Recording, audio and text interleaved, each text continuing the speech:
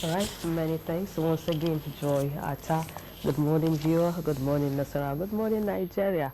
Good morning, the good people of Lafia, the Fatang Ankwana Lafia. Yes, that's the way, our own way of saying, hope you wake up this morning in a good condition. Yeah, like Joy Do said, we're here to unveil what the papers are saying, and anyone that interests you, why not go out there and pick a copy to read the full text of what is saying. And don't forget that we are in a political era, barely 3 months to the general elections in Nigeria.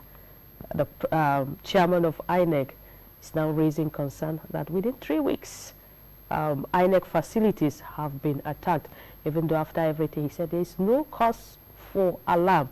Yes, the CJN is saying Nigeria is in a perilous time. This and many other issues, and we have issues of the Senate President losing at the appeal court. Adeleke has to resume office. With so many issues coming up, why not just sit tight to your TV set, even as we do justice to what the papers are saying today. My name is Patience Jacob, and today in the studio I'm together with our analyst, Professor Uji Wilfred Telimo. Prof, you're welcome to the studio. Patience, it's a pleasure. Yes. It's nice having me in. And it's also nice seeing you this morning on the New Day Show. From here, we move straight to what the papers are saying, and today we shall be starting with the Nation newspaper. And the lead story there on the Nation newspaper reads thus: Adeleke hits Osun State with girl of sack reversals. With these riders, workers, 3 monarchs, Osun State Independent Electoral Commission chairman, others fired, 30 permanent secretaries demoted. Lawmakers draw battle line with governor over state name, anthem, logo, others. Detail of this story can be found on page 28 of the Nation newspaper. Above this story, the Nation wins 15 honors to remain best at 30th Nigeria Media Merit Award. This story is captured on page 4. Machina is Yobe North senatorial candidates. Police arrest 30 rail vandals. From here we move to the stories above the nameplates. Supreme Court overwhelmed by 6,884 cases. Chief Justice of Nigeria, Ariola, laments. Beware of money passport theft in United States, United Kingdom. Government warns Nigerians. Detail of this is captured on page 28. And on page 31, Ghana, Morocco likely to carry Africa's flag to round of 16. This is talking about sports. Lagos select 3 bidders for $2.5 billion Fourth Mainland Bridge. Is a page 7 read story. Court of Appeal restates Adebutu, other Ogun PDP candidates. From here we move to the Punch newspaper, and on the Punch newspaper the story that is punching is not that different from that one of the Nation newspaper, and it reads: APC Assembly tackle Adeleke, Governor sacks 12,000 workers. With this following riders, APC fumes, says Governor cutting endless litigation, agitations, distractions. State of Osun backed by law, governor's action illegal, says Assembly. Sacked local government chairman head to court. PDP backs Adeleke's action, hits APC. Details of this story is captured on page 2 of the Punch newspaper. And below that, 10,000 resident doctors remaining in Nigeria. This is according to NARD, and it is a page 28 rate story. On page 5, contractor suspends Lagos-Ibadan road construction, resumes January. Kano APC chair cut with 367 PVCs, jailed. Detail is on page 28. From page 28, we move to the story on page 8. 50% materials deployed, burnt offices, threaten polls. This is coming from INEC. No candidate for national award.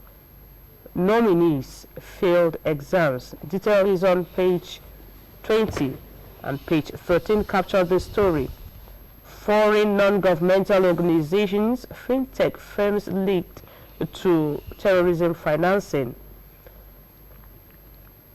ASU warns of new crisis, seeks intervention, is a page 29 read story there. And I think we take a pause here and move to our analyst. Prof, you heard the story. APC Assembly tackled Adeleke over sacks of 12,000 workers, and you do remember that he just resumed office yesterday with so many sacks, so many demotions and other things. Yeah, these are very normal, regular things that we hear about from time to time, where there's a transition from different opposing political parties. Opposition parties. Yes, then of course you're surely going to find these kind of scenarios where the outgoing opposition party with some kind of like throw in some banana peels. Yeah. So like some kind of mines, plant some mines, and so that the incoming governor, if you're not sensitive, you're coming into the office, the first day in your office is war that surrounds you on every side. You want to sack, you want to remove, you want to reverse. So you're creating a scenario where it's just conflict, confusion, and of course anger, on every side. And of course it makes you become, unpopular, so much resentment in a state, and of course in a country like ours, people depend on the public sector for their survival. That's jobs. Yeah. And so you can imagine 12,000 workers sacked, so I was just imagining myself being in Osun State, and of course you could understand on the streets, of Osun State and everywhere, what the discussions and, what the feelings will look like. Deep frustration and anger and everywhere. But there were peels, banana peels that were thrown for him on the eve of, he being sworn in as the governor of the state, and the other governor from the APC knew that he has lost out, there's nothing to do, is to create this kind of obstacles. I think what Adeleke needs to do is to avoid, this kind of bitterness and rancor within the house. He was voted in to solve this situation, to resolve this crisis. I know that, he might look at it like, well, some of these things is a step forward resolving them, but it's not every step that is in the right direction. So he needs to do something more, than what he's doing now in terms of this sacking workers here and there. 12,000 workers. That figure is quite high. I think there's every need, if you had said, look, let's take a look at how they were recruited in the first instance, do a review, and then see those who are credible, retain them. And those who are not credible, perhaps maybe see what you can do about them. That would have been different. All local government chairmen, removed also. It's going to cause an uproar. There's no doubt about it. There are ways to go about these things politically, that these issues can even be solved and be resolved at the end of the day. I know, for instance, that in Nigeria, people don't even take this idea, this thing about political parties seriously. Somebody said that political parties in Nigeria are like low fences. When the fence is very low, you can cross over very easily. So he's losing on diplomacy, something very important for him to use to see how to win some of these people over to himself.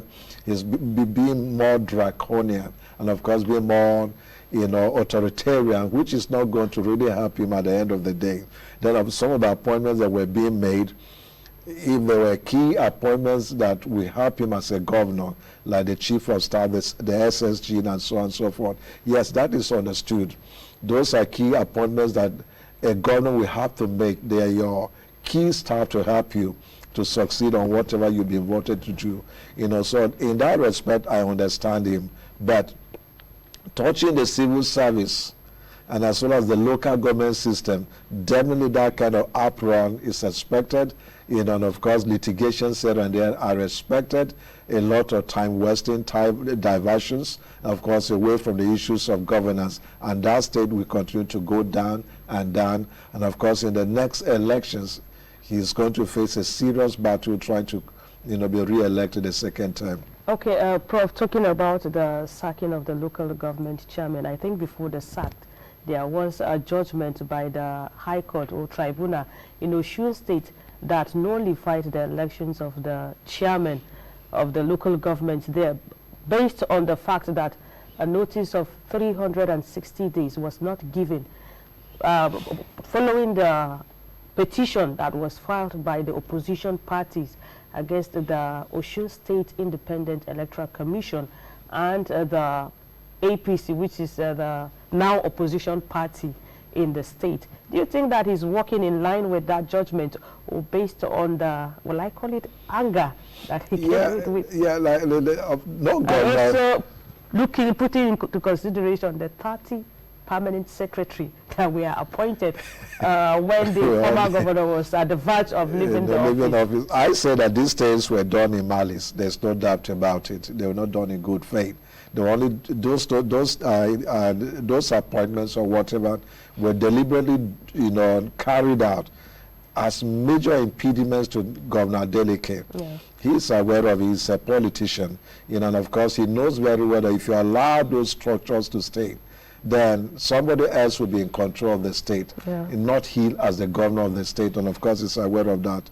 If there has been a court injunction in that direction in respect to the local government chairman by a high court, then of course it gives a legal foundation, legal basis for their removal from office. But remember that these things can never be done without the due support of the state assembly, because there are some kind of bitterness from the do I say some kind of protest also coming from the State House of Assembly, because when it touches on the local government and some of these issues, the State House of Assembly is very, very important. And unless you carry along the State House of Assembly fully endorses what you're doing, you might run into problems here and there. But above all, let's look at it, like I said it again, this is about good governance. These people are from Osun State. They're not from any other place. And of course, once you begin with sacks, and reversals, it's going to create, some kind of, counter reaction that you might not even expect at the end of the day. Okay, away from Osun State now. The Court of Appeal yesterday delivered judgment on the case between the Senate President and Machina. And I think finally the issue has been settled, even though I know maybe the Senate President will now say he's heading to the Supreme Court.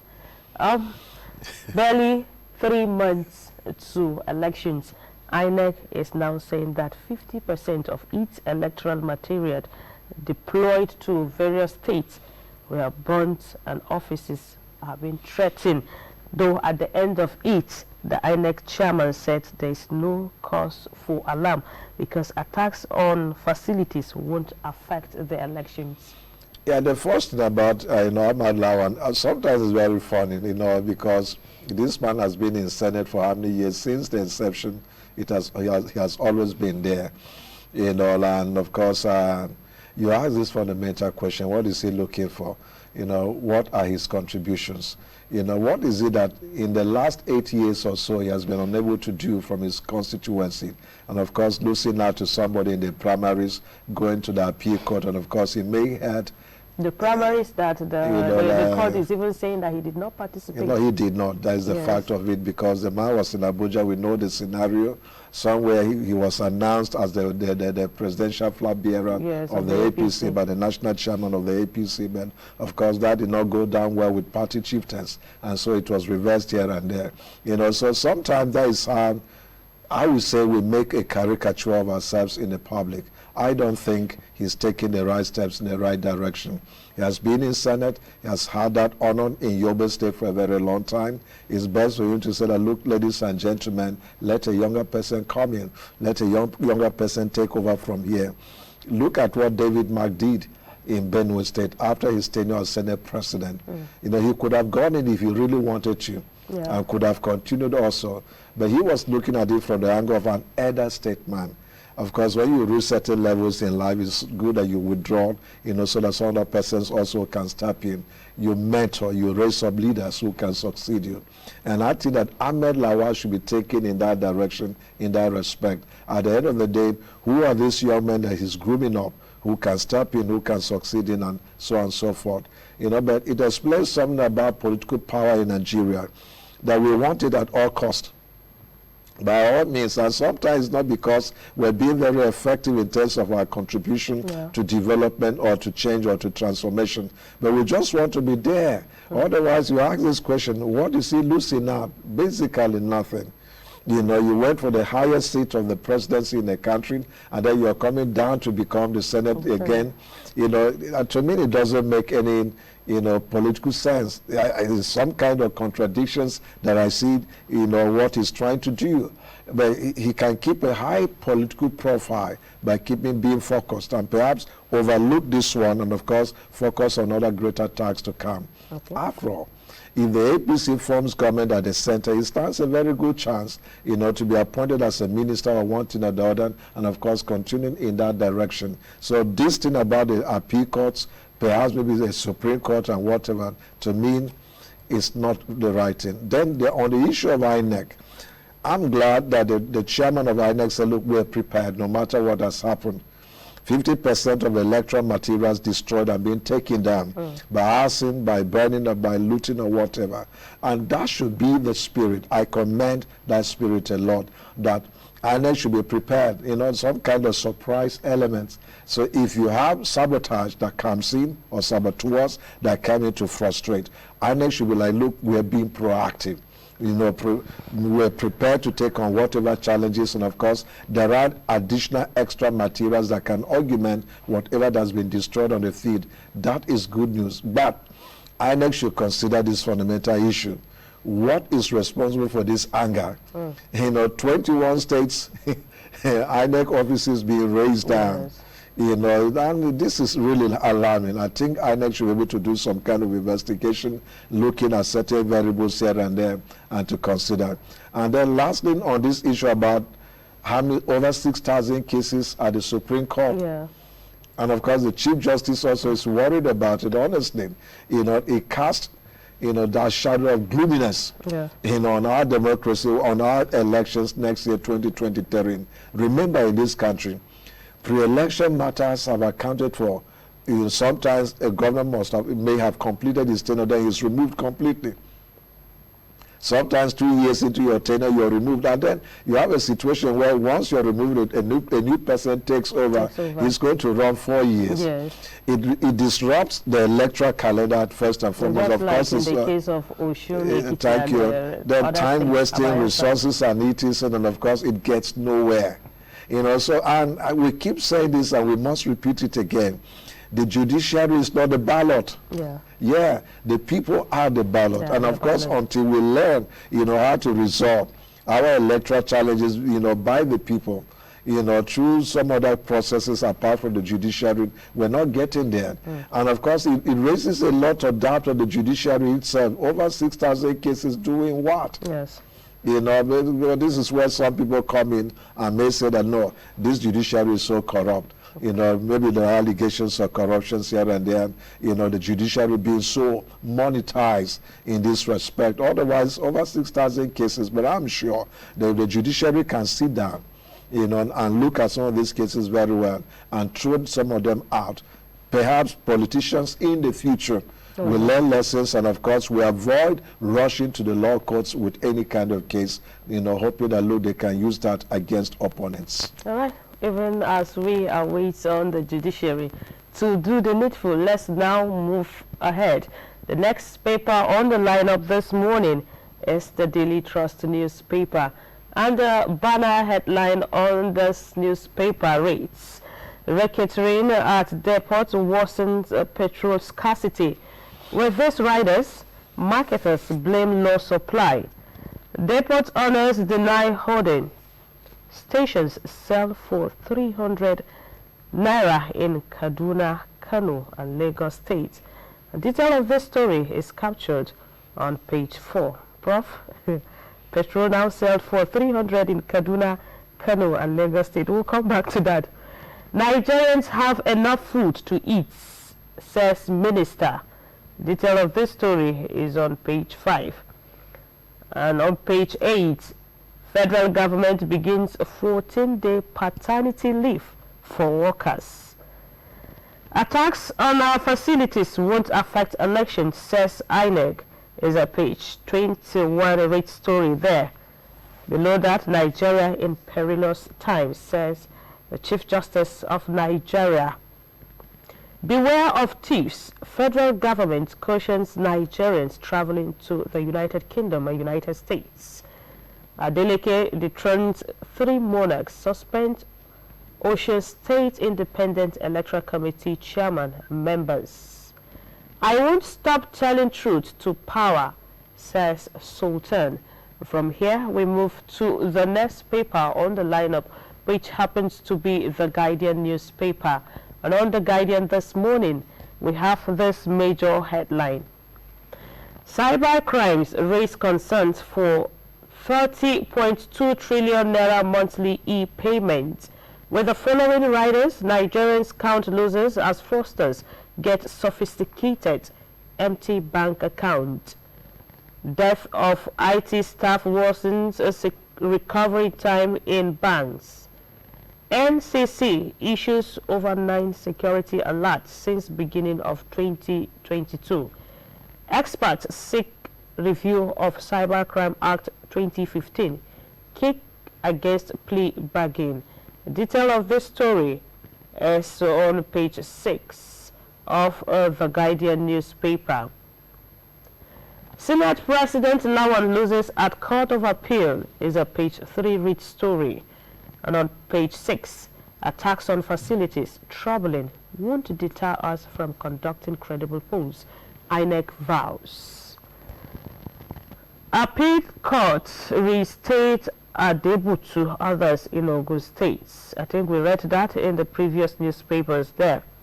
Beware of politicians' cravings for power. Chief Justice of Nigeria warns judicial officers. The story is captured on page 4. We have enough food for Nigerians, Agric Minister boast, is a page 4 read story. And from here we move to the last paper on the lineup, which happens to be the Daily Times newspaper. And on the Daily Times newspaper, the story that leads here is Buhari promises legacy of credible elections in Nigeria, West Africa, says insecurity, political instability, Russia-Ukraine war, biggest concern facing West Africa. Urges ECOWAS Parliament to fulfill vision of founding fathers. Detail of this story is captured on page 2.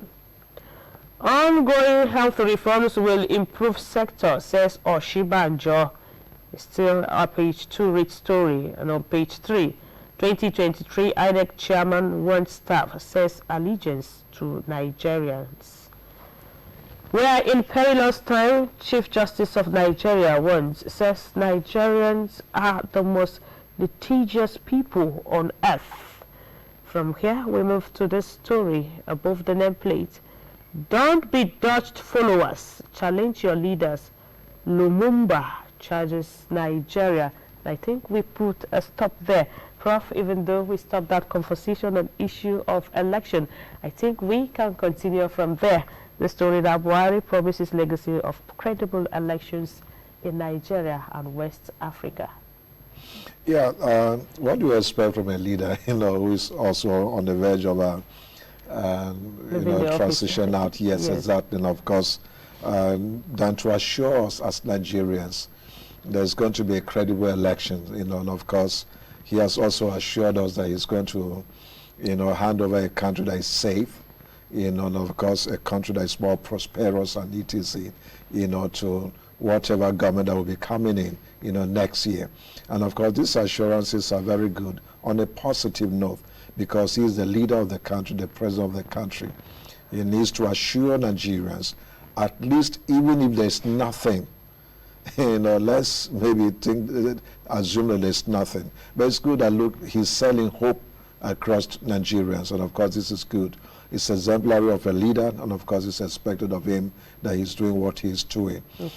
So now we hope that together collectively, if Nigerians can work together with President Muhammadu Buhari, and then next year's elections might be one of the best in this country. Remember the innovations we have, the electronic voting, remember of course the Electoral Act. These are all credible innovations on the part of President Muhammadu Buhari's administration. So we hope that yes, it's going to produce one of the best elections in Nigeria's history. All right. Yeah. Talking about the issue of fuel scarcity, I think this morning, even while coming to the office, you saw a long queue at some filling station. Now, petrol sells for 300 in Kaduna, Kano, and Lagos. Marketers are now saying they are blaming low supply, and also depot owners, they are denying holding the products. This is unfortunate. We will remain where we are for a very long time to come, and it's really sad that this is happening to a country like Nigeria, where we have enough oil resources that can go around, that can take care of everybody. Now, why this scarcity? Because there's hoarding, artificial hoarding. Remember, this thing began several months back. Both the NNPC, IPMAN, and of course the other stakeholders kept assuring us that there wasn't going to be any scarcity anywhere. Of course, even from the presidency and so on. That was about, I think, 4 or 5 months back. I remember that when this whole thing began, we're right here at a point where we're being told that we should never be buying what you call panic buying. Yes. It is here with all the debates on subsidies, oil subsidies, yet we're where we are. And I keep saying this again and again, that we remove the damn subsidy. Overall, it's a black market racketeering. It's criminal.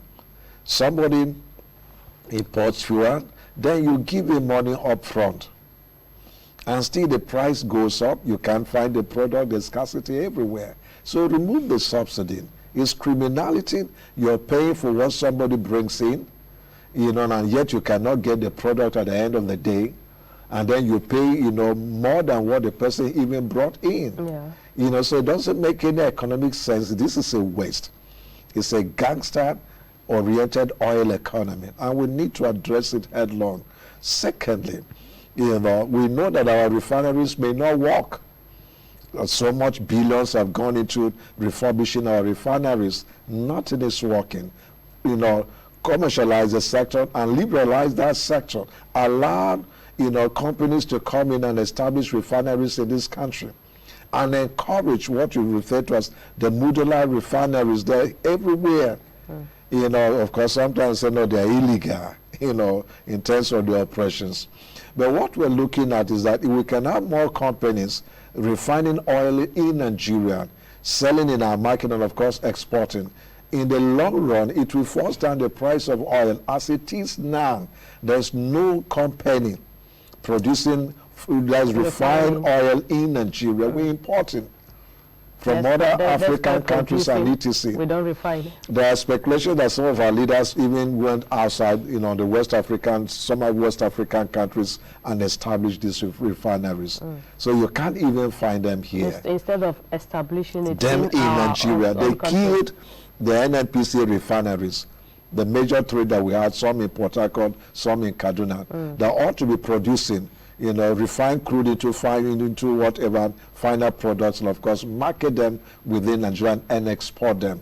If we can liberalize that sector, I am quite confident that in the long term, the price of petrol will go down. Look at what happened to the GSM sector. When it was introduced, I think that was by 1999 or 2000. Yes, at first, the cost was very high. Even buying a SIM card, was very, very expensive. But in the long run, several telecom communications were allowed to compete in the market. And of course, in the long run, of course, you can see that it has forced everything down. Today, there are telecom industries everywhere begging you to have a SIM card. And of course, even the mobile phones, also the prices have so much abated. We can do that in the oil industry and of course get these results. You know, it's sad seeing Nigerians queuing up for fuel. Yes, despite having the fuel, we produce it, but we're there queuing in. Like Prof said, we just hope that the petroleum industry will take a cue from the telecoms industry. I think this will be all for now on the newspaper review segment of our New Day show. Prof, we most sincerely appreciate you for always availing yourself for us. It's a pleasure. Thank you for sharing in your sincere thought with us. It's all right. Viewer, this is how far we can go. Like I do say, when I hand you over to Joy, Atta, and Kelvin. My name is Patience Jacob. See you tomorrow for another interesting package. Good morning.